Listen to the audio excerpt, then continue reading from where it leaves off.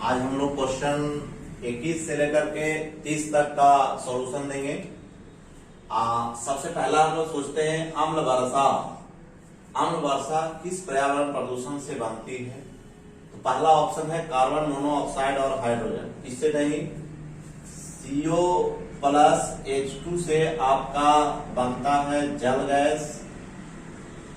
जल गैस किसी को या वाटर गैस कहते हैं, वाटर गैस।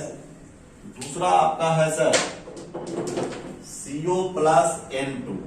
तो CO प्लस N2 से हम लोग कहते हैं वायु अंगार गैस। इसी को हम लोग प्रोड्यूसर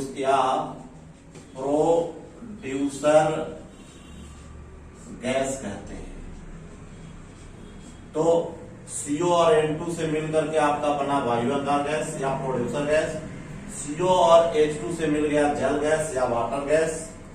तीसरा ऑप्शन है ओजोन व कार्बन डाइऑक्साइड। ये आपको ओजोन परत को क्षय करता है, जो परावैंगनिक किरणों से आपको बचाता है। तो ये आपका तो होगा नहीं। ओजोन का ऐसे सूत्र होता है O3, कार्बन डाइऑक्साइड का CO2। नेक्स्ट चौथा है ऑप्शन, यही ऑप्शन सही है, नाइट्रस ऑक्साइड और सल्फर डाइऑक्साइड। अब हम लोग जानते हैं कि नाइट्रस ऑक्साइड हंसाने वाली गैस है और सल्फर डाइऑक्साइड जो है ज्वालामुखी से निकलने वाली गैस है।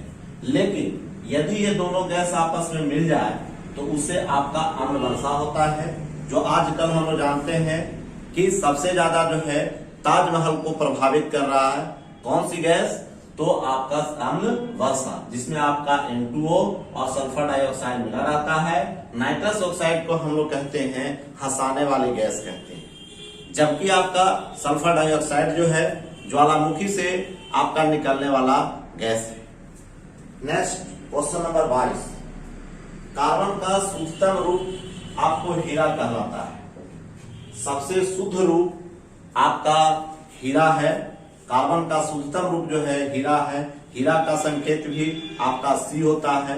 यह कार्बन का लिख देंगे, हीरा कार्बन का रवेदार अपर रूप है। रवेदार अपर रूप है। इसको इंग्लिश में हम लोग सर कहते हैं क्रिस्टलाइजेशन। रवेदार को इंग्लिश में क्या कहते हैं? क्रिस्टलाइजेशन। पूछा हुआ क्वेश्चन कि हीरा जो है कार्बन का कैसा अपर रूप है, रवेदार या बेरवेदार? तो कैसा हो जाएगा? रवेदार। अब हम लोग इसको कार्बन के जानने, कार्बन के भंजक आसवन से कोक प्राप्त होता है। कोयला के भंजक आसवन से कोक की प्राप्ति होती है।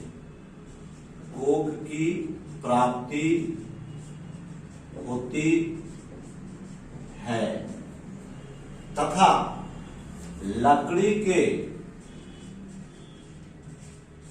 भंजक आसवन से चारकोल प्राप्त होता है।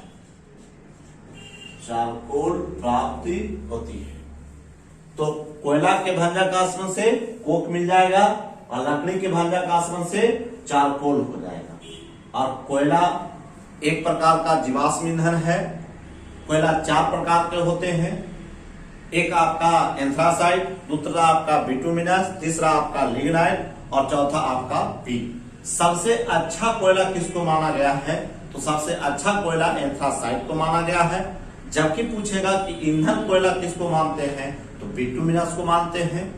और तो इस प्रकार से हमारा हो गया 22 का answer option number 4।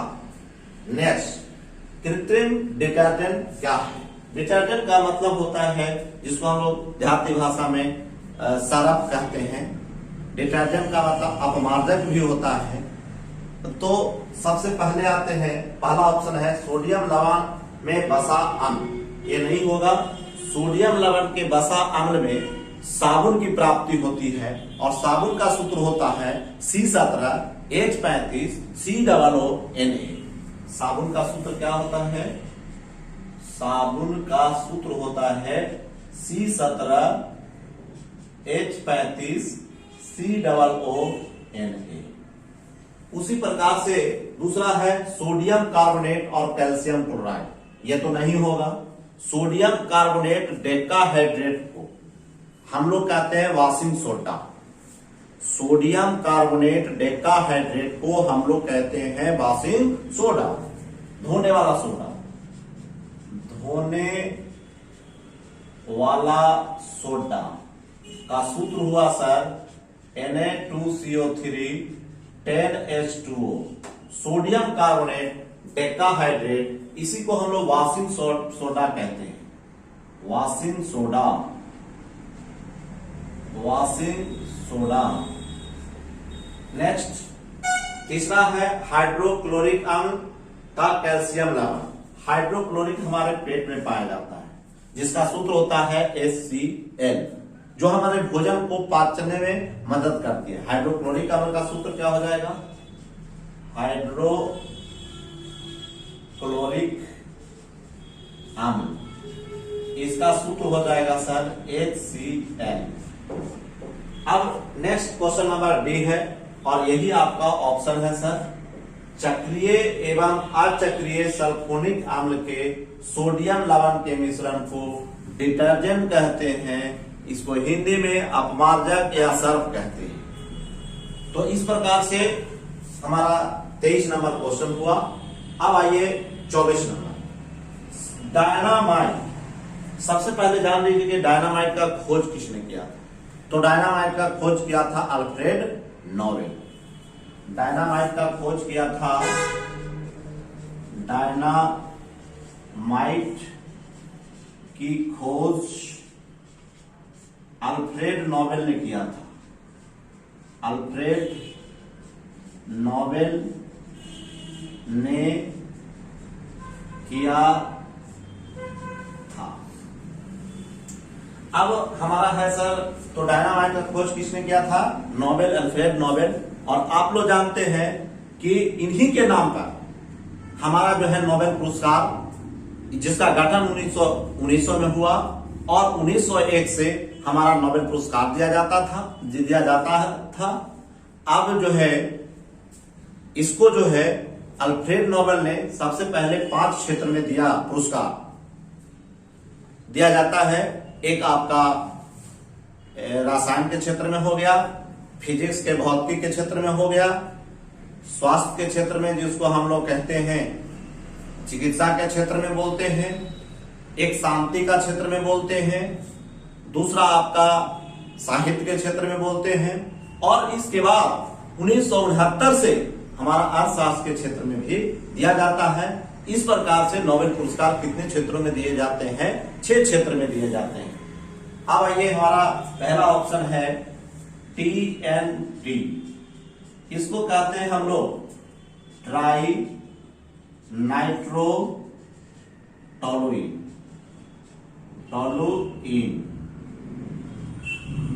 Try nitrotoluene ये एक प्रकार का विस्फोटक है, जिसका सूत्र होता है सर C6H2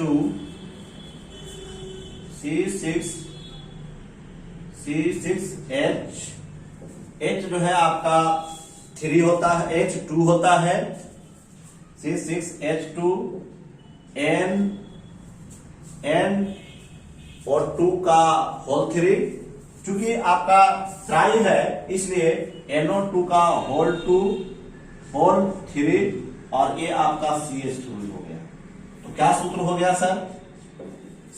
ट्राई नाइट्रोटोलुइन का सूत्र हो जाएगा C6H2NO2 का होल 3 CH3।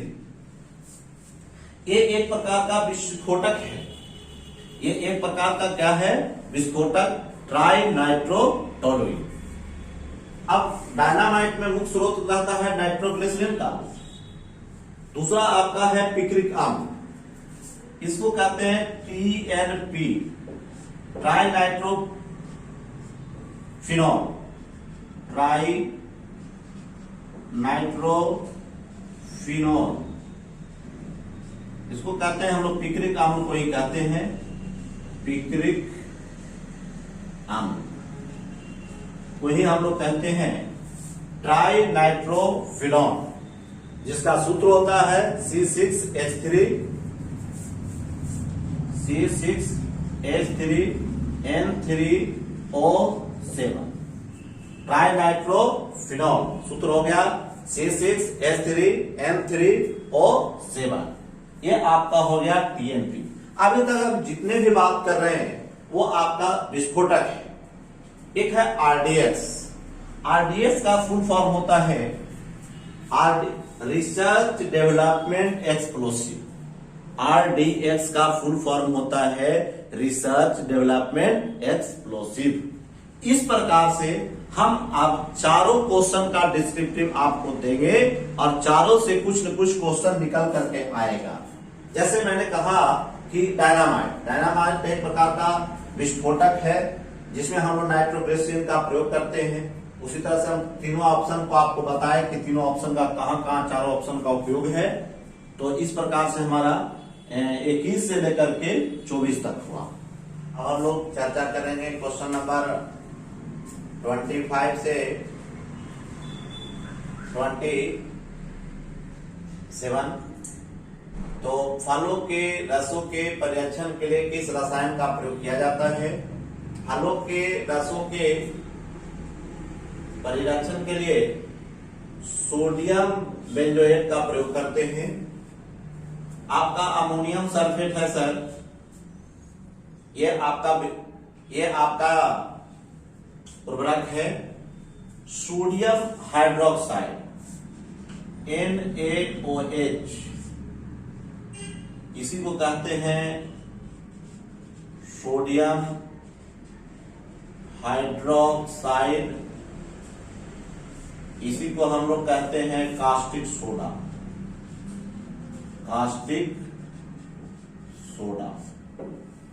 तो कास्टिक सोडा जो हम लोग करते हैं इसका प्रयोग हम लोग साबुन बनाने में करते हैं, जिससे कि हमारा साबुन आसान झाग पैदा करे और वो आपका 10% आपका रहता है। दूसरा आपका है पोटेशियम नाइट्रेट KNO3, इसको कहते हैं पोटेशियम नाइट्रेट। इसको हम लोग सोर्रा भी कहते हैं, इसी को नाइटर भी कहते हैं, जिसका सूत्र हम पहले ही चर्चा कर दिए हैं KNO3 होता है। नेक्स्ट, तो इस प्रकार से हमारा ऑप्शन नंबर 2 हो जाएगा कि फलों के रसों के परिरक्षण के लिए किस रसायन का प्रयोग करते हैं? तो sodium benzoate. Question number 26, formalin किसका 40% विलयन होता है? फॉर्मेलिन को हम लोग फॉर्मल्डिहाइड जिसका सूत्र होता है सर, जो ऑप्शन नंबर 4 है और ऑप्शन नंबर 2 में भी है इसका आंसर। इसी को हम लोग मेथेनॉल भी कहते हैं और फॉर्मल्डिहाइड कहते हैं, जिसका सूत्र होता है सर HCHO। इसी को कहते हैं फॉर्मल्डिहाइड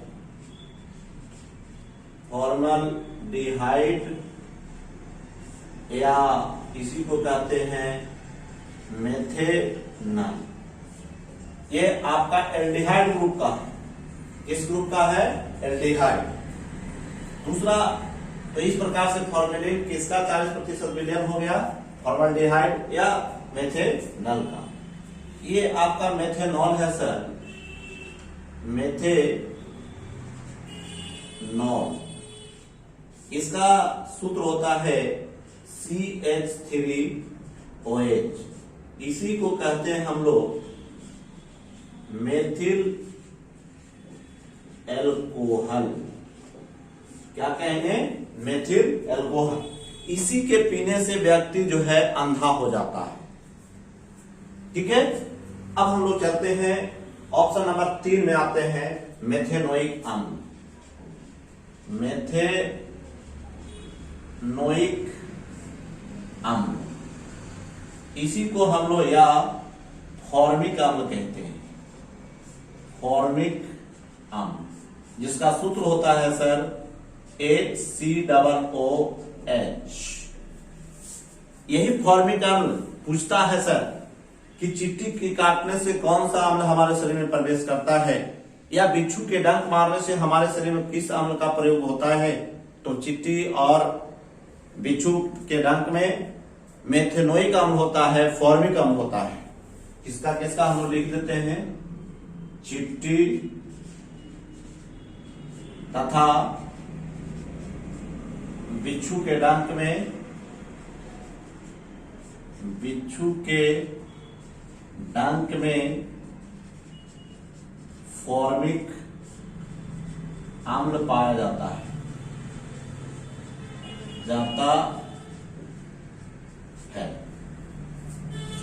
अब है ये तो आपका तो आंसर हो जाएगा, इसका 2 और 4 भी हो जाएगा। अब क्वेश्चन नंबर 27 है साबुन।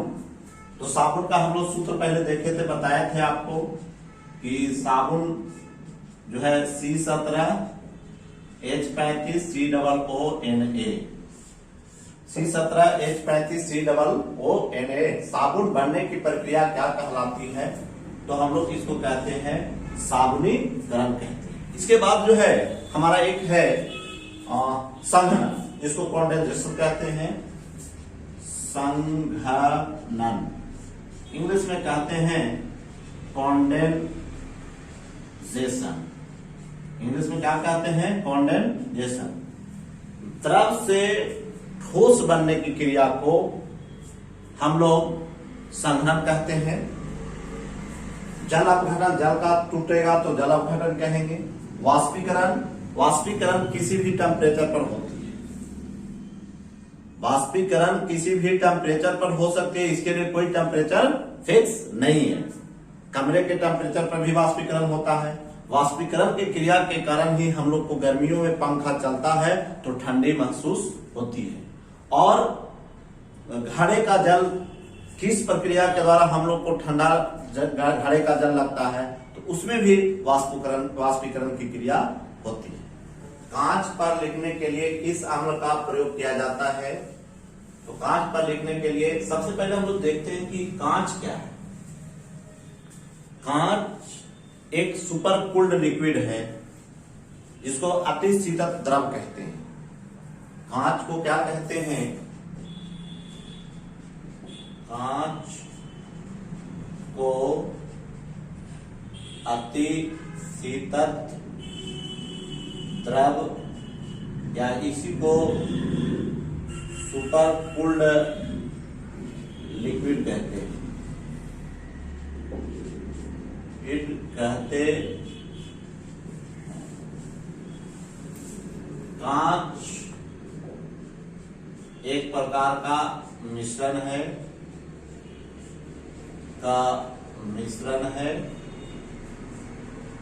कांच का आविष्कार मिस्र में हुआ था। कांच का आविष्कार मिस्र में हुआ था।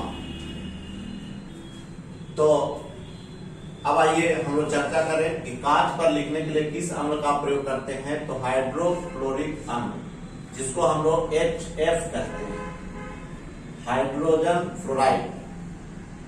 दूसरा आपका एसिटिक अम्ल है सर, एसिटिक अम्ल। इसी को हम लोग एथेनोइक अम्ल कहेंगे, जिसका सूत्र होगा CH3COHH। इसी से आपको सिलिका प्राप्त होता है, सिलिका। नेक्स्ट सल्फ्यूरिक अम्ल। अम्लों का राजा किसको कहते हैं, सल्फ्यूरिक अम्ल। सल्फ्यूरिक अम्ल, इसका सूत्र होगा H2SO4। इसे कहते हैं अम्लों का राजा, इसी गंध काम्ल कहते हैं, गंध काम्ल। नेक्स्ट नाइट्रिक अम्ल जिसको बैटरी में प्रयोग करते हैं, नाइट्रिक अम्ल, इसको विस्फोटक के रूप में भी प्रयोग करते हैं।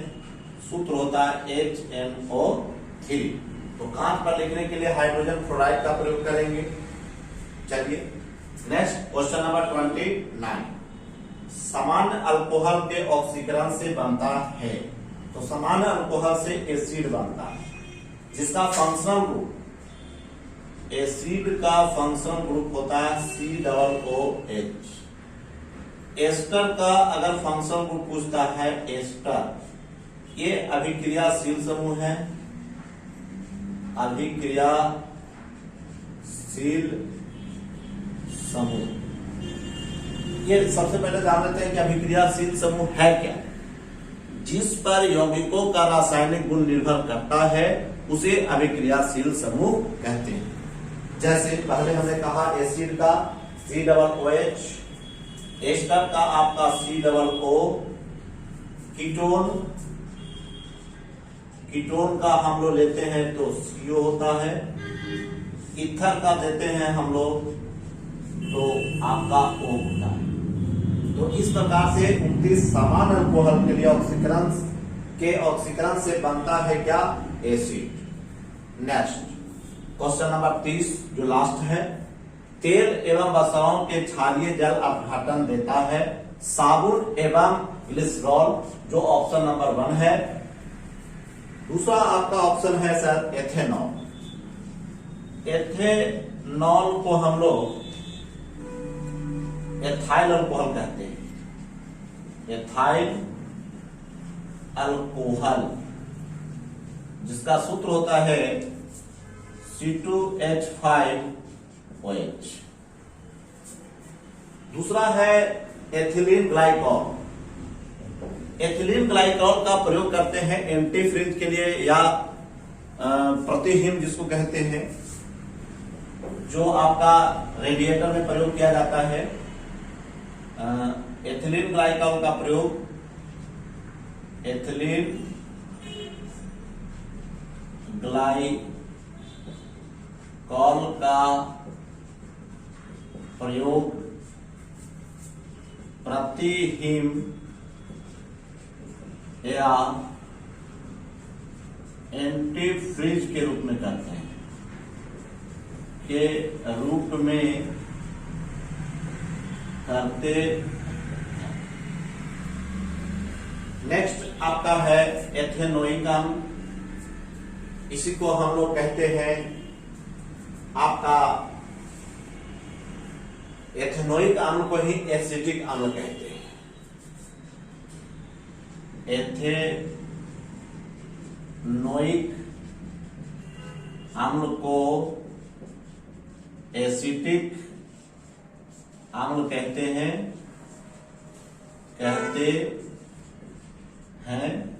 सूत्र हो जाएगा आपका, सूत्र हो जाएगा C2H5COOH। इस प्रकार से तेल एवं वसाओं का क्षारीय जल अपघटन देता है साबुन एवं ग्लिसरॉल, जो आपका ऑप्शन नंबर ए। इस प्रकार से हमारा 21 से लेकर के 30 तक का क्वेश्चन समाप्त हुआ। और आपको अगर इतना अच्छा लगे तो वीडियो को अंत में जरूर सब्सक्राइब करें तथा अपने दोस्तों के पास शेयर करें तथा बेल आइकन बटन को दबाएं, जिससे आपको नोटिफिकेशन जाता रहे। और आगे भी हम इस तरह से आपको कार्बन एवं उसके यौगिक से टोटल आपको क्वेश्चन 100 देंगे। और इस जब 100 क्वेश्चन हम लोग पढ़ लेंगे तो कार्बन और उसके यौगिक से संबंधित क्वेश्चन हम लोग को छूटने की जरूरत नहीं छूटेगी, मेरा गारंटी है। और अब तो हम लोग आगे भी देखेंगे, जो अभी हमारी परीक्षा भी चल रही है, उस परीक्षा में ये बहुत ही कारगर सिद्ध होगा। थैंक यू, धन्यवाद।